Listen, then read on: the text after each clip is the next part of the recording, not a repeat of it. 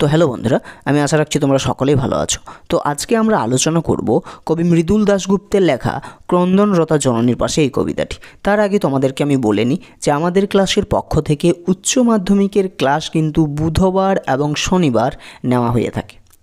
Video class তোমরা পেয়ে যাবে প্রতি বুধবার এবং শনিবারে ঠিক সন্ধে 7টা টু 8টার মধ্যে ইউটিউব চ্যানেলে। প্রতিটি গল্প, কবিতা তারপরে নাটক প্রত্যেকটি জায়গা থেকে এইভাবে কিন্তু লাইন ধরে ধরে আলোচনা তোমরা পেয়ে যাবে। ঠিক আছে, তো দেখো আলোচনা করব কি না, ক্রন্দনরতা জননীর পাশে এই কবিতাটি। তো আমরা যে কোনো কবিতা আলোচনা করি আমাদেরকে প্রথমে জানতে হয় কি না, কবিতাটি কোন কাব্যগ্রন্থ থেকে নেওয়া হয়েছে এবং কবিতাটির প্রেক্ষাপট।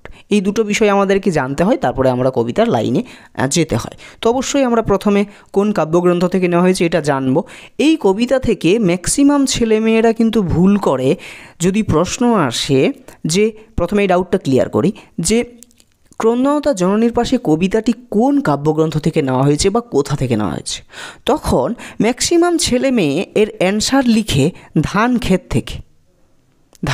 থেকে। এটা কিন্তু ভুল।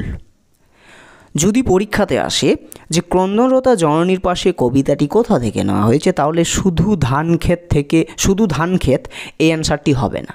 শুধু ধান ক্ষেত লিখে দিলে কিন্তু অ্যান্সারটি রং। এটা কিন্তু প্রথমেই ভালো করে মাথাতে ঢুকিয়ে নাও। তাহলে সঠিক উত্তরটি কি হবে না, সঠিক উত্তরটি হবে না ধান ক্ষেত থেকে। পুরোটা, এটা শুধুমাত্র আমরা যে থেকে লিখি এরকম না, এটা পুরোটা একটা পুস্তিকার নাম, ধান ক্ষেত থেকে, তারপরে কোটেশন হবে। পুস্তিকাটির নামেই হচ্ছে ধান ক্ষেত থেকে। এইখানে বন্ধুরা বলে রাখি যে এই মৃদুল দাশগুপ্তের ক্রন্দনরতা জননীর পাশে কবিতাটি কোনো কাব্যগ্রন্থ থেকে নেওয়া হয়নি। তাহলে কোথা থেকে নেওয়া হয়েছে না, ছোট্ট একটি কবিতা পুস্তিকা থেকে নেওয়া হয়েছে। সেটা কেমন না, এখানে বলি যে কোনো একটা প্রেক্ষাপটকে কেন্দ্র করে কবি মৃদুল দাশগুপ্ত কিছুগুলো কবিতা লেখেন। সেই কবিতাগুলোকে তিনি একটি বইয়ের মাধ্যমে প্রকাশ করেন বা একটি পুস্তিকার মাধ্যমে প্রকাশ করেন। সেই পুস্তিকাটার নাম হচ্ছে ধান ক্ষেত থেকে। পুরো পুস্তিকাটার নাম হচ্ছে ধান ক্ষেত থেকে, এটা কিন্তু মনে রাখবে। ঠিক আছে, এই ধান ক্ষেত থেকে পুস্তিকাটি 2007 সালে প্রকাশিত হয়, এটা কিন্তু মনে রাখবে। তো এই যে ধান ক্ষেত থেকে এই পুস্তিকাটিতে যতগুলো কবিতা ছিল তার মধ্যে অন্যতম কবিতা হচ্ছে ক্রন্দনরতা জননীর পাশে, যেটি আমাদের পাঠ্য। পুরো ব্যাপারটা বোঝা গেছে? আশা করি পুরো ডাউট তোমাদের ক্লিয়ার হয়ে গেছে এই জায়গাতে। ওকে, এরপরে আমরা আসবো প্রেক্ষাপট। কিন্তু আমরা যে কোনো কবিতাই পড়াই, বিশেষ করে আমি কিন্তু প্রথমে প্রেক্ষাপটটা বলে নিই।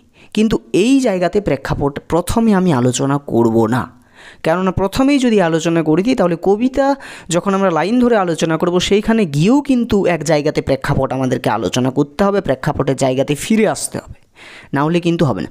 তো আমি প্রথমেই দেখিয়ে দিই তোমাদেরকে কোনখানে প্রেক্ষাপটের জায়গাতে আসবো। যে কবিতাটির লাইনে দেখো এখানে এখন লেখা আছে। এখন যে ক্রন্দনরতা জননীর পাশে এখন যদি না থাকে, এখন বলতে কখন, এই কখন বা কোন সময়ের এই জায়গাটির অ্যান্সার আমাদেরকে যখনই আমাদেরকে খুঁজতে হবে বা অ্যান্সারটি জানতে হবে, তখনই কিন্তু আলটিমেটলি আমাদেরকে সেই প্রেক্ষাপটে ফিরে আসতে হবে। তাই প্রেক্ষাপটটা কবিতা আলোচনা বা কবিতার লাইন পড়তে পড়তে আমরা আলোচনা করব। ঠিক আছে, চলো তাহলে শুরু করা যাক আলোচনা লাইন ধরে ধরে, তাই না? চলো, প্রথমে কি রয়েছে দেখো। এই প্রথমে আমরা পড়ব এই 4টি লাইন। ঠিক আছে, কি আছে না, ক্রন্দনরতা জননীর পাশে এখন যদি না থাকে, কেন তবে লেখা, কেন গান গাওয়া, কেন তবে আঁকা আঁকি।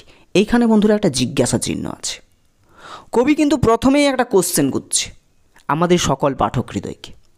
কি বলছে? এই যে আমরা এত লেখালেখি করি, এত গান গাই, এত আঁকাআঁকি করি, অর্থাৎ এই যে লেখকরা এত লেখালেখি করেন, যারা গান গায় তারা এত গান করেন শ্রোতাদের জন্য, এই যে যারা আঁকাআঁকি করেন, যারা অর্থাৎ চিত্র দেখতে পছন্দ করে তাদের জন্য আঁকাআঁকি করে, এগুলো সমস্ত কিছু বৃথা যদি না এই সময়ে আমরা ক্রন্দনরতা জননীর পাশে এসে না দাঁড়াতে পারি। তো তাহলে কবি এখানে কি বলতে চাইছেন যে এই যে এত লেখালেখি, এত গান গাওয়া, এত আঁকাআঁকি, এই সমস্ত কিছুই বৃথা হয়ে যাবে যদি না এই মুহূর্তে বা এই সময়ে আমরা ক্রন্দনরতা জননীর পাশে এসে না দাঁড়াতে পারি।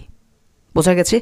এরপরে এইখানে এই 4টি লাইনে তিনটি প্রশ্নের মধ্য দিয়ে আমাদেরকে যেতে হবে। আমরা পুরো প্রশ্ন উত্তরের সাথে আলোচনা করব।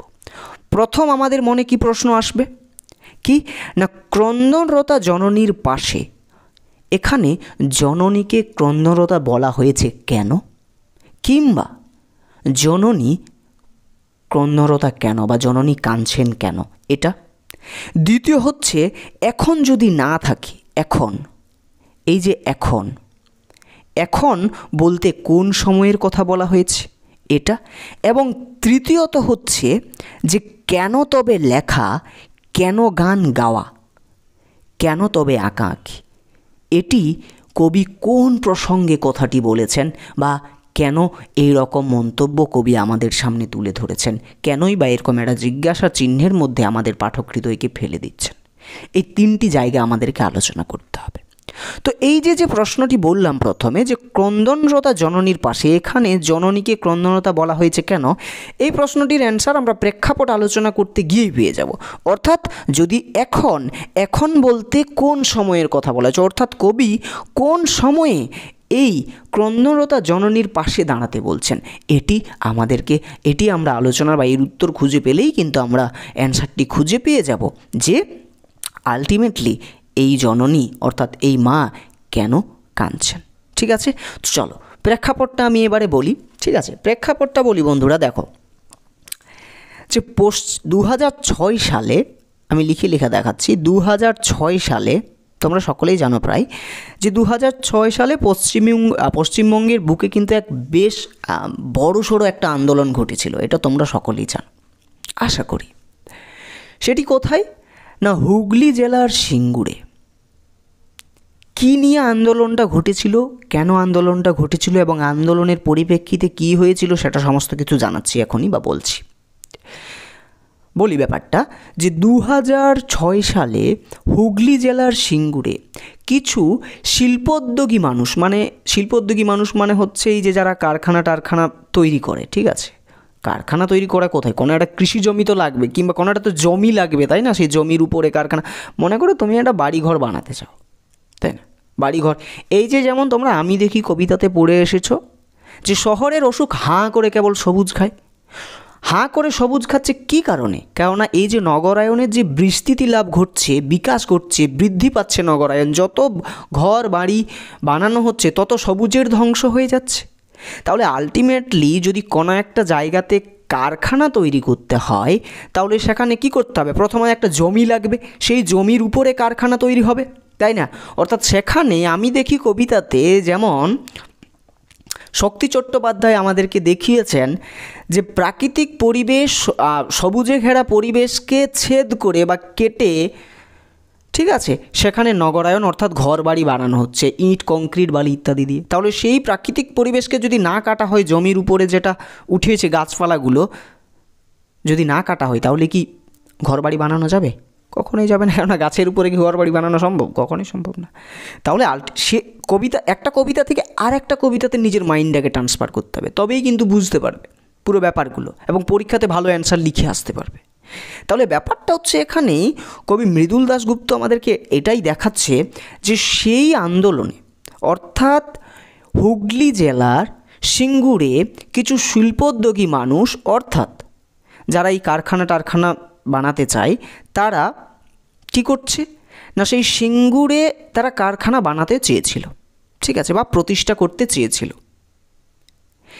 তখনকার সরকার যে ছিল, ঠিক আছে, তখনকার সরকার তখন সেই শিল্পোদ্যোগী মানুষজনকে কিছু জমি অফার করেছিলেন কিংবা কিছু জমি দিতে রাজি হয়েছিলেন। কিন্তু কৃষক সম্প্রদায় মানুষ তারা কিন্তু সরকারের এই যে তাদেরকে অ্যাপ্রিসিয়েট করছে সেই শিল্পোদ্যোগী মানুষদেরকে, এটা কিন্তু কৃষক সম্প্রদায়ের মানুষ তখন কিন্তু মেনে নিতে পারেনি। তারা সরকার শিল্পোদ্যোগী সে যারা কারখানা বানাতে চাইছে সিঙ্গুরে তাদেরকে জমি দিতে চাইলেও কৃষক সম্প্রদায়ের মানুষ কিন্তু জমি দিতে চাইছে না। যখন কৃষক সম্প্রদায়ের মানুষ জমি দিতে চাইছে না তখন কৃষক সম্প্রদায়ের মানুষগুলো, সাধারণ মানুষগুলো, তারা তাদের জমি রক্ষার্থে এক আন্দোলন করে বসে। তাহলে আমরা জানি যখনই আন্দোলন হয় তখনই তার ফলস্বরূপ কি হয়? মারামারি, খুনাখুনি, রক্তারক্তি, তাই না? এখানেও সেরকমই ঘটনা ঘটেছে, অর্থাৎ এই আন্দোলনেও সেরকমই ঘটনা ঘটেছে। যে সকল আন্দোলনে যে সকল শ্রমিক সম্প্রদায় অর্থাৎ কৃষক সম্প্রদায়ের মানুষ সেই আন্দোলনে জড়িত ছিল, সেই সকল সমস্ত কৃষক সম্প্রদায়ের মানুষ কিন্তু শহীদ হয়ে গেল। অনেক মায়ের কোল থেকে সন্তানেরা চলে গেল, অর্থাৎ অনেক মা সন্তানহারা হয়ে গেল। এই যে একটা ভয়াবহ চিত্র, এই চিত্রই কিন্তু কবি মৃদুল দাশগুপ্ত তার ক্রন্দনতা জননীর পাশে এসে তুলে ধরেছেন বা আমাদেরকে দিয়েছেন। এই সময়ের কথা বলা হচ্ছে।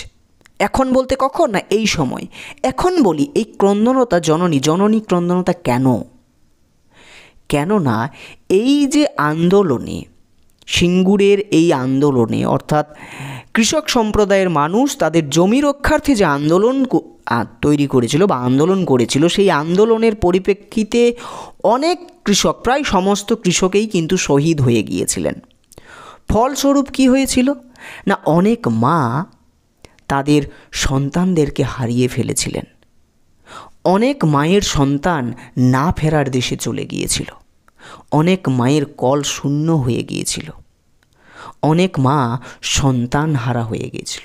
এই সন্তান হারা মায়েরা অত্যাধিক পরিমাণে কষ্ট, যন্ত্রণা, আঘাত পেয়েছে এই আন্দোলনের পরিপ্রেক্ষিতে।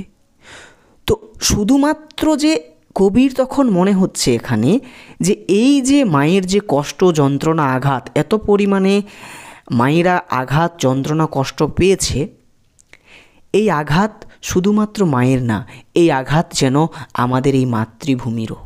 অর্থাৎ এখানে কবি মৃদুল দাশগুপ্ত জননী অর্থাৎ এই মাতৃভূমিকে জননীর সাথে তুলনা করেছেন। অর্থাৎ এই যে সিঙ্গুরে কৃষক সম্প্রদায় তাদের জমি রক্ষার্থে যে আন্দোলন গড়ে তুলেছিল, সেই আন্দোলনে অনেক মায়ের কল শূন্য হয়ে গিয়েছিল। পরিপ্রেক্ষিতে মায়েরা অত্যাধিক কষ্ট, যন্ত্রণা, আঘাত পায়।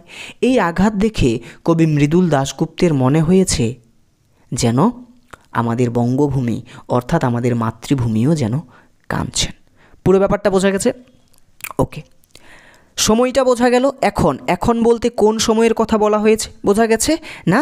2006 সালে সিঙ্গুরে জমি রক্ষার্থে বা জমিকে রক্ষা করার জন্য যে কৃষক সম্প্রদায়ের মানুষরা যে আন্দোলন গড়ে তুলেছিল এবং সেই আন্দোলনের ফলস্বরূপ যে একটা ভয়ানক পরিস্থিতি সৃষ্টি হয়েছিল, সেটিকে ওই সময় বলতে, এই যে ভয়ানক পরিস্থিতি, এই পরিস্থিতির কথা বলা হচ্ছে এখানে, যে কখন কোন সময় বোঝা গেছে। এবং এই ভয়ানক পরিস্থিতির কারণে বা এই আন্দোলনের পরিপ্রেক্ষিতে, আমি বারবার বলছি যাতে তোমরা বুঝতে পারো, এই আন্দোলনের পরিপ্রেক্ষিতে অনেক মায়ের কোল শূন্য হয়ে গিয়েছিল, অনেক মা তাদের সন্তানকে হারিয়েছে। এই মায়ের কষ্ট, যন্ত্রণা দেখে কবি মৃদুল দাশগুপ্তর মনে হয়েছে যেন এই মাতৃভূমিও কাঁদছেন। তাহলে বোঝা গেল যে জননী কাঁদছেন কেন। পুরো ব্যাপারটা এখানে বোঝা গেছে। আমি বারবার ঘুরিয়ে ফিরিয়ে বলছি যাতে করে তোমাদের কোনো রকম বুঝতে অসুবিধা না হয়, ঠিক আছে? এটাকে আমাদের ক্লাসের পক্ষ থেকে যে কটা ক্লাস না হয়, প্রত্যেকটা ক্লাস কিন্তু অফলাইনের মতো করে নেবে। ভিডিও লং হতে পারে, ঠিক আছে, কিন্তু বারে বারে বোঝাবো, রিপিট করে করে বলবো যাতে করে কোনো রকম ডাউট না থাকে। এবং ডাউট থাকলে অবশ্যই কমেন্ট বক্সে জানাবে, ঠিক আছে? আবারও সেগুলো আলোচনা করে দেওয়া হবে, ঠিক আছে? চলো, দুটো প্রশ্নের উত্তর আমরা পেয়ে গেলাম। এরপরে আমাদের তৃতীয় প্রশ্ন আমাদের কি আসছে, তারপরে কিন্তু আমরা নেক্সট স্টেজে যাব, তার আগে কিন্তু যাব না। এখানে তিনটে প্রশ্নের উত্তরের সাথে মোকাবিলা করে তারপরে আমরা পরের অ্যান্সারে কিন্তু যাব, ঠিক আছে? তৃতীয় প্রশ্নটা আমার কী আসছে না, কেন তবে লেখা, কেন গান গাওয়া, কেন তবে আঁকাআঁকি? এই প্রসঙ্গে কিছু কথা বলতে হয়। এখানে কবি সরাসরি আমি বলে দিই, এখানে কবি বলতে চাইছেন যে এই যে সাহিত্যিক, এই যে যারা লেখালেখি করেন, তারা কিসের জন্য লেখেন, এই নিয়ে একটা বিতর্ক এসেছিল, ঠিক আছে? এই যে শিল্পীরা অর্থাৎ এই যে যারা সাহিত্য, তারা কিসের জন্য লেখেন, তাদের লেখার উদ্দেশ্য কী? এই যে যারা গান করেন, তারা কিসের জন্য গান করেন, তাদের উদ্দেশ্যটা কী? এই যে যারা আঁকাআঁকি করেন, তারা কিসের জন্য আঁকাআঁকি করেন, এর উদ্দেশ্যটা কী? এই নিয়ে কিন্তু ঊনবিংশ শতাব্দীতে একটা বিতর্কের সৃষ্টি হয়। এই প্রসঙ্গে এই কথাটা কিন্তু বলতেই হয়, এটা কিন্তু তোমাদেরকে জেনে রাখতে হবে। ঠিক আছে, তাহলে এই অ্যান্সারটি আমি ভালো করে দিতে পারবো তোমাদেরকে। কি না, এই যে কেন তবে লেখা, সাহিত্যিকরা বা এই লেখকেরা কেন লেখালেখি করেন, গায়কেরা কেন গান গান, তাদের উদ্দেশ্য কী, যারা আঁকাআঁকি করেন চিত্রকাররা তাদের আঁকাআঁকির উদ্দেশ্যটা কী, এই নিয়ে একটা তর্ক, একটা বিতর্কের সৃষ্টি হয়। তো সেই বিতর্কের পরিপ্রেক্ষিতে বা বিতর্কের পরে এক পক্ষ থেকে উত্তর আসে যে শিল্প হচ্ছে শিল্পের জন্যই। অর্থাৎ এই যে যারা বলেছে যে শিল্প হচ্ছে শিল্পের জন্যই, এরা বলতে চাইছে যে শিল্পের সাথে কিন্তু অন্য কিছুর যোগাযোগ থাকবে না, অন্য কিছু বা রাজনৈতিক কোনো পটভূমি কিচ্ছু যোগাযোগ থাকবে না। এখানে যদি থাকে কিছু, তাহলে এই শিল্প সৃষ্টি হয় মানুষকে মনোরঞ্জন করার জন্য, মানুষকে আনন্দ দেওয়ার জন্য। কিন্তু বিপরীত পক্ষ থেকে একটা কথা ভেসে আসে, সেটা কি না, তারা বলে যে শিল্প জীবনের জন্য। অর্থাৎ কি না, আমরা জানি যে সাহিত্য হচ্ছে সমাজের আয়না বা সমাজের দর্পণ। তো সমাজের বুকে যদি কোনো ভয়ানক বা সমাজ যদি কোনো ভয়ানক পরিস্থিতির মধ্য দিয়ে যায়, বা সমাজের বুকে যদি ক্ষতবিক্ষত কিছু বিষয় গড়ে ওঠে, তাহলে সাহিত্যিকদের উচিত তাদের লেখনী শক্তির মাধ্যমে সেই সমাজে গড়ে ওঠা বা সেই সমাজ কীভাবে ক্ষতবিক্ষত হলো সেটাকে নিয়ে তাদের লেখনী শক্তির মাধ্যমে প্রতিবাদ জানানো। এটা সাহিত্যের কাজ। অর্থাৎ এখানে কবি বলতে চেয়েছেন যে এই যে যারা লেখালেখি করে, তারা এই যে যারা গান গায়, তাদের গানের শক্তির মাধ্যমে, এবং যারা আঁকাআঁকি করে তাদের আঁকাআঁকির শক্তির মাধ্যমে, অর্থাৎ যারা লেখালেখি করে তাদের লেখনী শক্তির মাধ্যমে ক্রন্দনতা জননীর পাশে দাঁড়াতে হবে, এবং যারা গান করে তাদের গানের মাধ্যমে তাদের শ্রোতাদেরকে শুনিয়ে এই ক্রন্দনতা জননীর পাশে এসে দাঁড়াতে হবে, এবং যারা আঁকাআঁকি করে তারা চিত্রের মাধ্যমে এই ক্রন্দনতা জননী কাঁদছেন কেন, এই চিত্রটি এঁকে সমস্ত জায়গায় ছড়িয়ে ক্রন্দনতা জননীর পাশে এসে দাঁড়াতে হবে। তবেই এই শিল্পের জগৎ সার্থক হয়ে উঠবে। যদি এই শিল্পের জগৎ আমাদের থাকা সত্ত্বেও, আমাদের মধ্যে লেখার শক্তি থাকা সত্ত্বেও, গান গাওয়ার শক্তি থাকা সত্ত্বেও, আঁকাআঁকির শক্তি থাকা সত্ত্বেও যদি আমরা ক্রন্দনতা জননীর পাশে যদি আমরা গিয়ে না দাঁড়াতে পারি, তাহলে এই যে গান করা, এই যে লেখালেখি, এই যে আঁকাআঁকি, সমস্ত কিছুই ব্যর্থ। বোঝা গেছে পুরো ব্যাপারটা?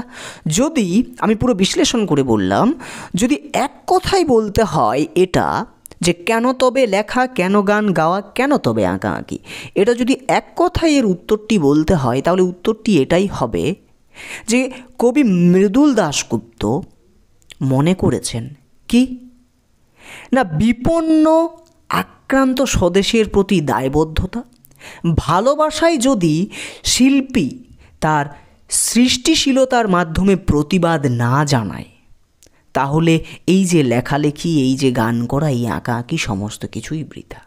অর্থাৎ কবি মৃদুল দাশগুপ্ত এটাই বলতে চেয়েছেন যে এই যে একটা ভয়াবহ চিত্র সমাজের বুকে গড়ে উঠেছে, এই চিত্রটি যেন লেখকেরা লেখনীর শক্তির মাধ্যমে প্রতিবাদ জানায়, গায়কেরা গানের মাধ্যমে প্রতিবাদ জানাক, ক্রন্দনতা জননীর পাশে এসে দাঁড়াক, এবং যারা চিত্রকার তারা চিত্রের মাধ্যমে ক্রন্দনতা জননীর পাশে এসে দাঁড়াক। কবি তাই করেছেন। কবি তার কবিতার মাধ্যমে এই চিত্রকে আমাদের সামনে প্রতিবাদ স্বরূপ আমাদের সামনে কিন্তু তুলে ধরছেন। পুরো ব্যাপারটা বোঝা গেছে? 4টে লাইনের অর্থ আশা করি বোঝা গেছে। তাও যদি এই 4টে লাইনকে কেন্দ্র করে কোনো রকম তোমাদের ডাউট থাকে, তোমরা কিন্তু কমেন্ট করে জানাবে, ঠিক আছে? এবং এই যে আলোচনা করার পরেই পরবর্তী বুধবারে তোমরা কিন্তু ঠিক এই সময়ে কিন্তু এই কবিতা থেকে MCQ SAQ, ঠিক আছে, এই দুটো পার্ট পেয়ে যাবে। তারপরে শনিবারে এই কবিতা থেকে লং কোশ্চেনের অ্যান্সার পেয়ে যাবে 3টে থেকে 4টে মতো। তারপরে তোমরা কমেন্ট করে জানাবে যে তোমরা নাটক চাও না গল্প চাও, সেগুলো আলোচনা করা হবে, ঠিক আছে? ওকে, তাহলে প্রথম আমাদের 4টে লাইন গেল। এরপরে আমাদেরকে 4টে লাইন দেখতে হবে। কি রয়েছে না নিহত ভাইয়ের সব দেহ দেখে নাই যদি হয় ক্রোধ, কেন ভালোবাসা, কেন বা সমাজ, কিসের মূল্যবোধ? এখানে কবি কিন্তু সমাজ, ভালোবাসা, মূল্যবোধ এইগুলোকে কিন্তু প্রশ্নচিহ্নের মাধ্যমে ফেলে দিয়েছেন, বা এইগুলোকে নিয়ে কিন্তু তিনি তুলে ধরছেন কি? এখানে কবি বলতে চাইছেন নিহত ভাই। নিহত ভাই মানে হচ্ছে এই যে আন্দোলন, এই যে আন্দোলনের পরিপ্রেক্ষী, যে আন্দোলন হয়েছে সিঙ্গুরে, কৃষক সম্প্রদায়ের মানুষ জমি রক্ষার ক্ষেত্রে যে আন্দোলনটি গড়ে তুলেছে, সেখানে কৃষক সম্প্রদায়ের মানুষ প্রায় শহীদ হয়ে গিয়েছেন, মারা গেছেন। এই আন্দোলনে যে সকল ভাইরা নিহত হয়ে মরে গেছেন বা তাদের সব দেহ অর্থাৎ তাদের মৃতদেহ, কবি বলছেন এই নিহত ভাই অর্থাৎ এই আন্দোলনে যোগদানকারী কৃষক সম্প্রদায় যে সকল মানুষগুলো মৃত বা মরে গেছে, এদের সব দেহ দেখে যদি বা এদের মৃতদেহ দেখে যদি আমার মনের ভিতরে ক্রোধ না জন্মে, রাগ যদি না হয়, প্রতিবাদের আগুনে যদি আমার মন সঞ্চারিত না হয়, তবে কিসের ভালোবাসা, কিসের মূল্যবোধ, কিসের সমাজ? কিচ্ছু না। যদি এই মূল্যবোধের মাধ্যমে, মনের এই মূল্যবোধের মাধ্যমে, ভালোবাসার মাধ্যমে যদি ক্রন্দনতা জননীর পাশে আমরা না দাঁড়াতে পারি এবং এই নিহত ভাইয়ের সব দেহ দেখে যদি আমাদের মনের ভিতরে ক্রোধ না জন্মে, প্রতিবাদ সঞ্চারিত যদি না হয়, তাহলে কিসের মূল্যবোধ, কিসের ভালোবাসা, কিসের সমাজ? এইগুলো সমস্ত কিছুই বৃথা যদি এই ক্রন্দনতা জননীর পাশে আমরা না দাঁড়াতে পারি, যদি নিহত ভাইয়ের সব দেহ দেখে যদি আমাদের মনের ভিতরে ক্রোধ, প্রতিবাদ যদি মনের ভিতরে বিস্ফোরণ না ঘটে বা আমরা যদি প্রতিবাদী না হয়ে উঠে, তাহলে ভালোবাসা, লেখালেখি, গান গাওয়া, সমাজ, মূল্যবোধ সমস্ত কিছুই বৃথা। বোঝা গেছে? ঠিক আছে। যদি তাও না বুঝতে পারো, অবশ্যই কিন্তু কমেন্ট করে জানাবে, কমেন্ট বক্স সম্পূর্ণ আকারে খোলা থাকে। ঠিক আছে, ওকে। চলো, এরপরে আছে কি না পরবর্তীতে আছে যে এখানে দেখবে নিহত ভাই বলতে, বারবার বলছি, নিহত ভাই বলতে এই আন্দোলনে যোগদানকারী প্রত্যেক কৃষক মানুষদেরকে বোঝানো হইতে, যারা মরে গেছে। কোনো কিন্তু একজন না, এখানে কিন্তু কবির ভাই না। ঠিক আছে, এই আন্দোলনে যোগদানকারী প্রত্যেক ভাই, তাদেরকে ভাই বলে সম্বোধন করেছেন, কেননা কবি এখানে তাদের দুঃখকে নিজের দুঃখ বলে মনে করেছেন। ঠিক আছে, যে কারণে ভাই বলে সম্বোধন করেছেন। ঠিক আছে, ওকে। দেখো তারপরে কি রয়েছে, যে মেয়ে নিখোঁজ ছিন্ন ভিন্ন জঙ্গলে তাকে পেয়ে আমি কি তাকাবো আকাশের দিকে বিধির বিচার চেয়ে? আবার একটা জিজ্ঞাসা চিহ্ন, প্রশ্ন চিহ্ন আমাদের সামনে ফেলে দিচ্ছে কি না, যে মেয়ে নিখোঁজ ছিন্ন ভিন্ন জঙ্গলে তাকে পেয়ে আমি কি তাকাবো আকাশের দিকে বিধির বিচার চেয়ে? অর্থাৎ এখানে কবি এটা তুলে ধরলেন যে সেখানে যে আন্দোলনটি হয়েছিল, সেই আন্দোলনে কতটা ভয়ানক পরিস্থিতি বা কতটা ভয়ঙ্কর পরিস্থিতিতে পৌঁছেছিল সেই আন্দোলন। সেখানে যে সকল কৃষক সম্প্রদায়ের মানুষজনরা আন্দোলনে যুক্ত, তারা তো মরে গেছে, সাথে এই শাসক দল মেয়েদের উপরও কিন্তু অত্যাচার চালিয়েছে এবং তাদের উপর অত্যাচার চালিয়ে কোথায় ফেলে দিয়ে এসেছে না জঙ্গলে ফেলে দিয়ে এসেছে। এবং কবি সেটিকে কিভাবে পাচ্ছেন না ছিন্ন ভিন্ন অবস্থাতে পাচ্ছেন। তো এই যে ছিন্ন ভিন্ন দেহ দেখে, ঠিক আছে, যে মেয়ে নিখোঁজ, বহুদিন থেকে নিখোঁজ হয়ে আছে মেয়েটিকে, সেই মেয়েটিকে বিভিন্নভাবে শাসক দল শাসিত করে অত্যাচার চালিয়ে তাকে জঙ্গলের মধ্যে ফেলে দিয়েছে। সেই মেয়েটিকে কবি যখন পাচ্ছে জঙ্গলের মধ্যে ছিন্ন ভিন্ন অবস্থায়, তখন কি কবি আকাশের দিকে তাকিয়ে থাকতে পারবেন? কবি এটাই আমাদেরকে জানাচ্ছেন।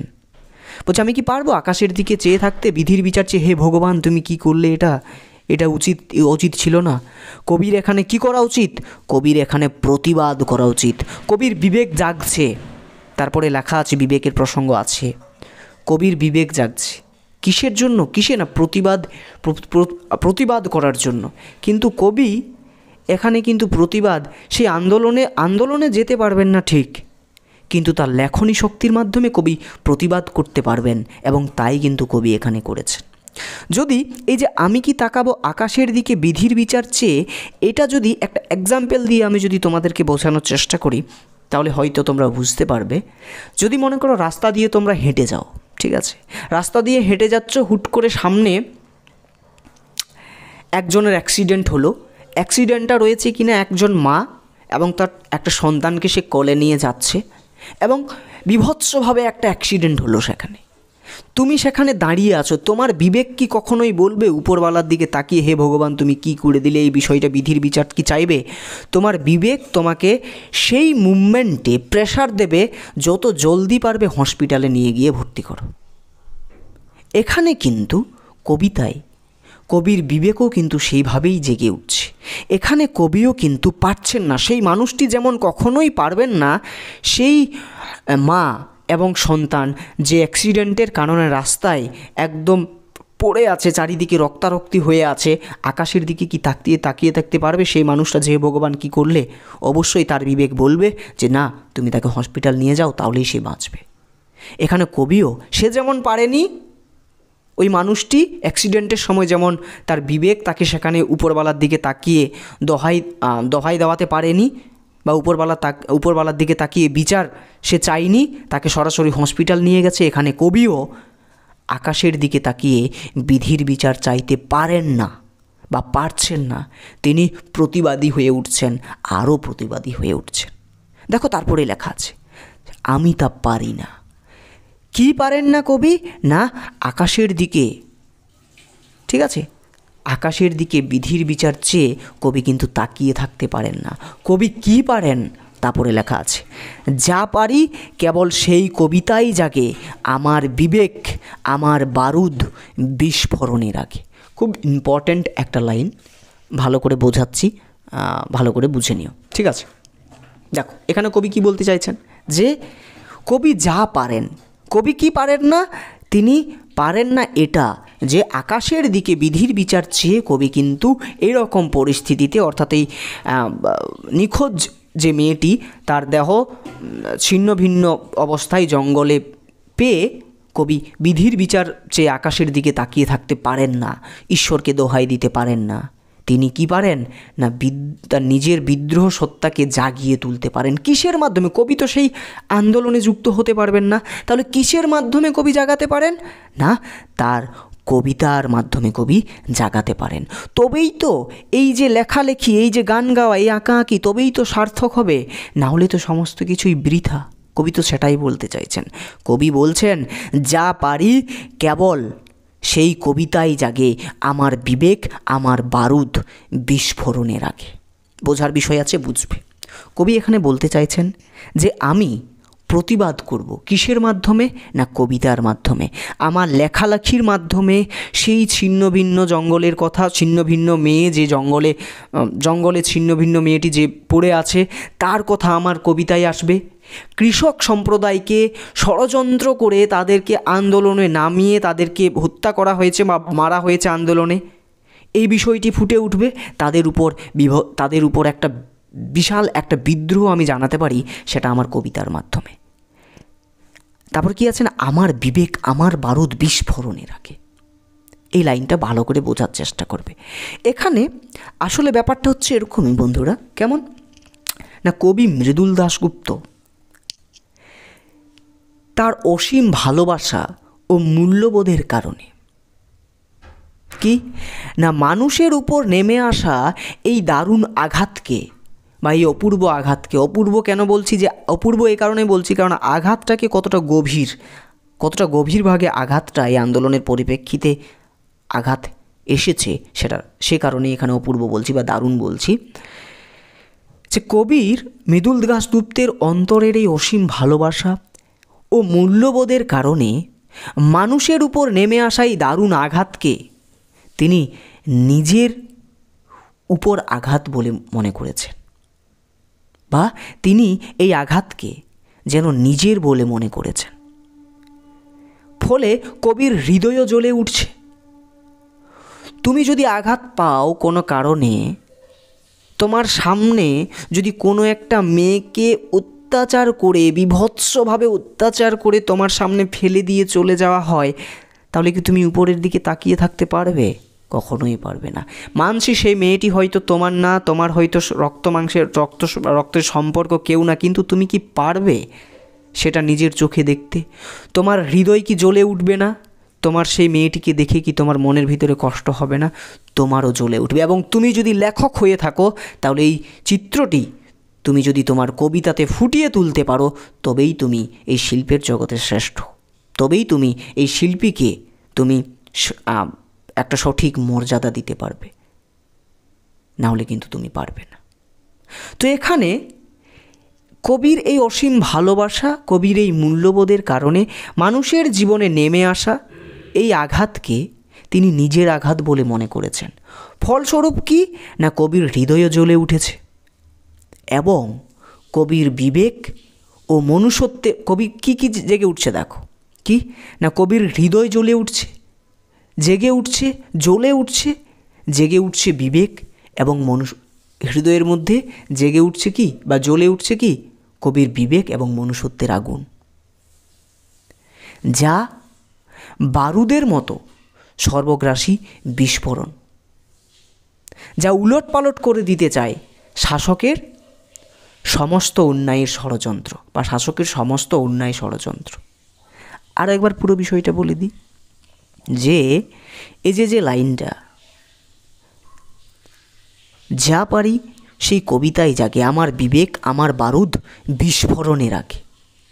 অর্থাৎ কবি মৃদুল দাশগুপ্তের অসীম ভালোবাসা, মূল্যবোধের কারণে মানুষের জীবনে নেমে আসা এই আঘাতকে কবি নিজের আঘাত বলে মনে করেছেন। ফলস্বরূপ কি হয়েছে, কবির হৃদয়ও জ্বলে উঠে কি না, বিবেক ও মনুষ্যত্বের আগুন, যা বারুদের মতো। এই যে বিবেকটা কিসের মতো না, বিবেকটা হচ্ছে বারুদের মতো সর্বগ্রাসী বিস্ফোরণ। ঠিক আছে, বারুদ যেমন বিস্ফোরণ ঘটাতে পারে, তো কবির বিবেক যখন জেগে উঠছে তখন সেই বিবেক বারুদের মতো বিস্ফোরণ ঘটাতে পারে। কিসের মাধ্যমে না, কবির লেখনী শক্তির মাধ্যমে।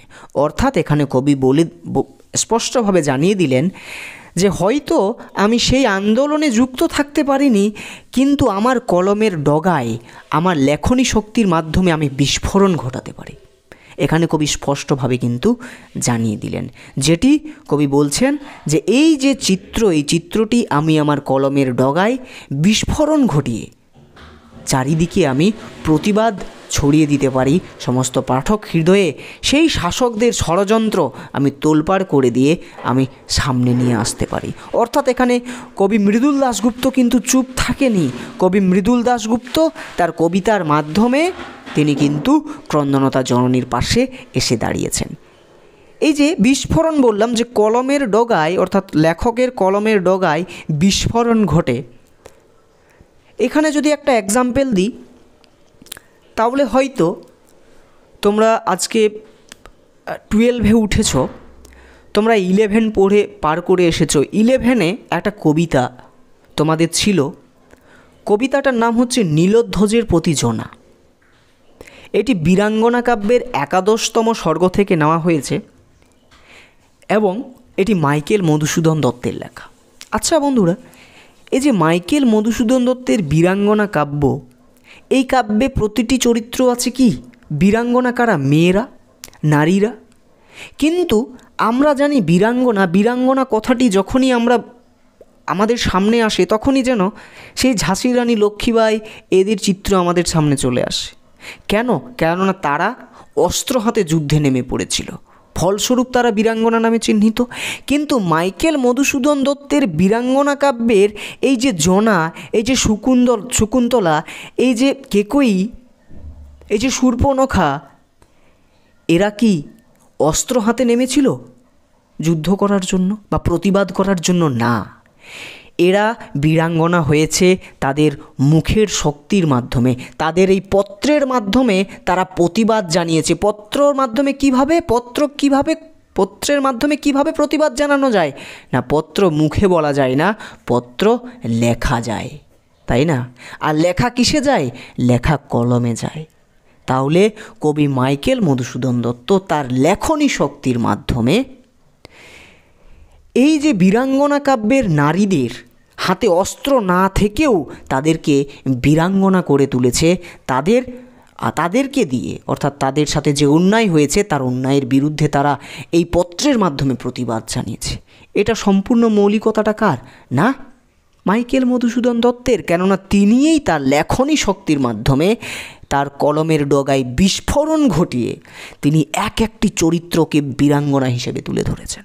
তাই মৃদুল দাশগুপ্ত এই কারণেই বলেছেন যে যদি আমরা এই সময় এই ক্রন্দনতা জননীর পাশে না থাকতে পারি, তাহলে কিসের জন্য আমরা এত লেখালেখি করছি, কিসের জন্য আমরা এত গান গাইছি, কিসের জন্য তো আমরা আঁকাআঁকি করছি, কিসের সমাজ, কিসের মূল্যবোধ, কিসের ভালোবাসা?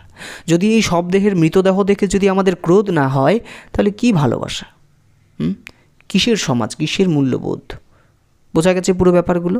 অর্থাৎ কবি এটাই বলতে চেয়েছেন যে যারা লেখক তাদের লেখনী শক্তির মাধ্যমে তাদেরকে কলমের ডগায় বিস্ফোরণ ঘটিয়ে প্রতিবাদ জানাতে হবে পাঠক হৃদয়ের মধ্যে। যারা গায়ক তাদের শ্রোতাদের মধ্যে সেই যে ঘটনাটি ঘটেছে সেই ঘটনা, অর্থাৎ এই যদি সমাজের বুকে সেই রকম একটা অবাঞ্ছনীয় ঘটনা হয় বা একটা জর্জরিতপূর্ণ ঘটনা হয় যেখানে জননী কাঁদছেন, সেগুলোকে তাদের শিল্পসত্তার মাধ্যমে সেটিকে শ্রোতাদের মধ্যে ছড়িয়ে দিতে হবে বা প্রতিবাদ জানাতে হবে। এবং যারা চিত্রকার তাদেরকে চিত্রের মাধ্যমে ক্রন্দনতা জননীর পাশে দাঁড়াতে হবে, কিংবা জননী যদি কাঁদেন তো সেই জননী মায়ের কাছে এসে দাঁড়াতে হবে। এটাই হচ্ছে কবিতার মূল বিষয়। আশা করি বোঝা গেছে পুরো কবিতাটি। এখান থেকে একটা প্রশ্ন তোমাদেরকে আমি দিয়ে দিলাম, এই প্রশ্নটির অ্যান্সার তোমরা কমেন্ট করে জানাবে। দেখা যাক তোমরা অ্যান্সার দিতে পারছো কি পারছো না। কি না, প্রশ্নটা হচ্ছে এখানেই যে আমি তা পারি না, কবি কি পারেন না, একটা প্রশ্ন। দ্বিতীয় প্রশ্ন হচ্ছে যা পারি, এখানে কবি কি পারার কথা বলেছেন, দ্বিতীয় প্রশ্ন হলো। তৃতীয় প্রশ্ন, কবি জননীকে ক্রন্দনতা বলেছেন কেন?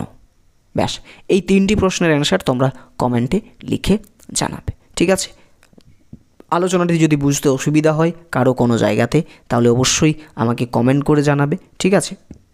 কমেন্ট করে জানাবে, আবার নতুন করে দরকার হলে আলোচনা করে দেবো। যখনই তোমাদের যে জায়গায় বুঝতে অসুবিধা হবে সেই জায়গাটা কমেন্ট করে জানাবে। সেটিকে যখন এসিকিউ লেখাবো তো সেই এসিকিউ জায়গাটাতে আমি তোমাদের ওই প্রশ্নটা পিক করে আমি কিন্তু ওইখানে অ্যান্সারটি লিখে তোমাদেরকে ভালো করে ওইখানেই কিন্তু বুঝিয়ে দেবো। ঠিক আছে? আর একটা বিষয়, যে তোমরা কিন্তু শুধুমাত্র ধান ক্ষেত লিখবে না। যদি ধান ক্ষেত লিখে কোটেশন দাও, তাহলে 1 নাম্বার পুরোপুরি সেই যিনারা খাতা দেখবেন তাদের পকেটে চলে গেল, তোমাদের পকেটে আর এলো না। অ্যান্সার হবে ধান ক্ষেত থেকে। কোথা থেকে নেওয়া হয়েছে? না, ধান ক্ষেত থেকে। ধান ক্ষেত থেকে এইটা লেখার পরে আমি ব্যাপারটা বলি, ধান ক্ষেত থেকে এইটা লেখার পরে কাব্যগ্রন্থ লিখবে না। ঠিক আছে? কাব্যগ্রন্থ লিখবে না, অ্যান্সার লিখবে যে ধান ক্ষেত থেকে পুস্তিকা। ঠিক আছে? ধান ক্ষেত থেকে কবিতা পুস্তিকা থেকে। ঠিক আছে? এরকম লিখবে যে কবি মৃদুল দাশগুপ্তের, যদি প্রশ্ন আসে যে এই কবিতাটি কোথা থেকে নেওয়া হয়েছে, তাহলে তোমরা লিখবে যে কবি মৃদুল দাশগুপ্তের এই ক্রন্দনতা জননীর পাশে কবিতাটি ধান ক্ষেত থেকে পুরোটা কোটেশন নামক কবিতা পুস্তিকা থেকে নেওয়া হয়েছে বা কবিতা পুস্তিকার অন্তর্গত। এটা হচ্ছে আসল অ্যান্সার। ঠিক আছে?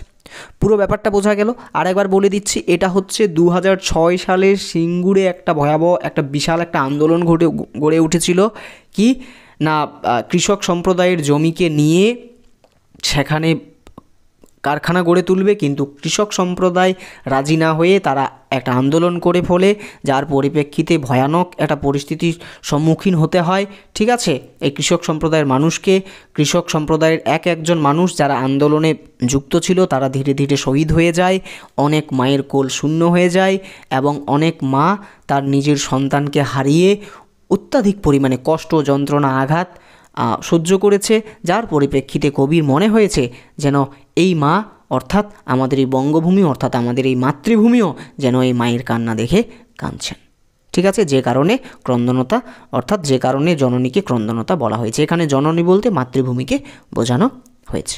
পুরো ব্যাপারটা আর এখন বলতে কখন না, এই প্রেক্ষাপট অর্থাৎ 2006 সালের এই যে সিঙ্গুরের যে আন্দোলন, এটাকে বলা হয়ে গেছে। আমি কি তাকাবো আকাশের দিকে বিধির বিচার চেয়ে কোন প্রসঙ্গে বলা হয়েছে না, যখন এই মেয়েটির ছিন্ন ভিন্ন দেহ জঙ্গলে কবি পেয়েছেন তখন। আমি তা পারি না, কবি কি পারেন না? কবি পারেন না আকাশের দিকে বিধির বিচার চেয়ে থাকতে পারেন না।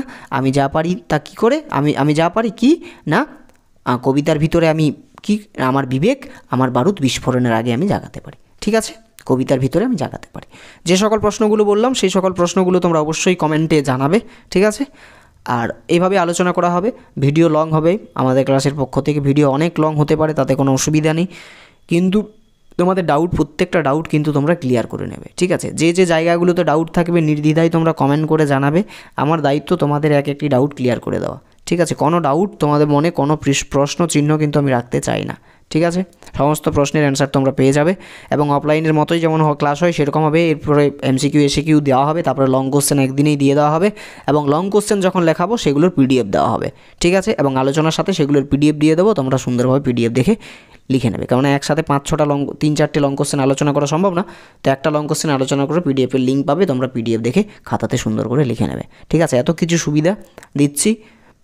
ঠিক আছে, আমাদের ক্লাসের পক্ষ থেকে তোমরা একটু চ্যানেলটি শেয়ার করে দেবে।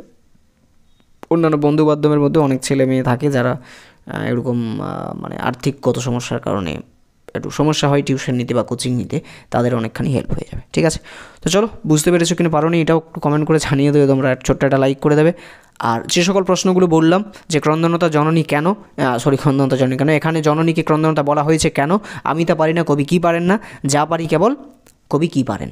ঠিক আছে, ব্যাস এই 3টে প্রশ্ন অ্যান্সার কিন্তু অবশ্যই কমেন্ট করে জানাবে। ঠিক আছে, চলো, সকলেই ভালো থাকবে, ভালো থাকার সাথে সাথে পড়াশোনা করবে। দেখা হচ্ছে নেক্সট বুধবারে। ঠিক আছে, ক্রন্দনতা জননীর পাশে কবিতা থেকে গুরুত্বপূর্ণ এমসিকিউ অ্যান্ড এসিকিউ নিয়ে। চলো, ভালো থাকবে সকলে।